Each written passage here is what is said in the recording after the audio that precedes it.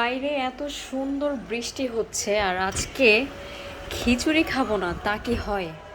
চলেন তো দেখি কি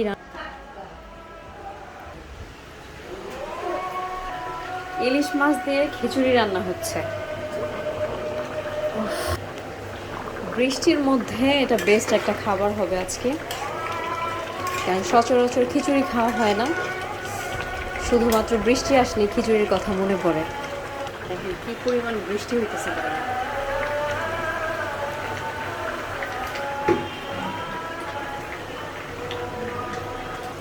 আমার খিচুড়িটা অলমোস্ট হওয়ার পর্যায়ে।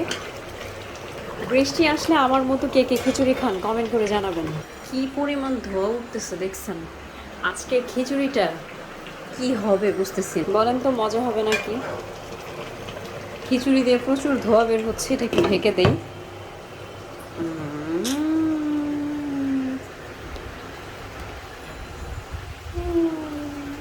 তো আমি খিচুড়ির মধ্যে ইলিশ মাছটা দিয়ে দিচ্ছি। ইলিশ মাছে যেহেতু প্রচুর পরিমাণে কাটা থাকে, তাই আমি বেশি একটা দিব না, শুধুমাত্র ইলিশ মাছের গ্রানটা অ্যাড করার জন্য আমি একটু মাছ দিলাম। আর রান্না হয়ে গেলে ভেজে তারপর খাবো। আর এত সুন্দর ওয়েদারে বাইরে গিয়ে ঘোরার চাইতে ঘরে বসে খিচুড়ি খাওয়া অনেক ভালো। আমার এই খিচুড়ি দেখে কার কার খিচুড়ি খাওয়ার ইচ্ছা করতেছে তারা সুন্দর একটা কমেন্ট করে যাবেন। ধন্যবাদ।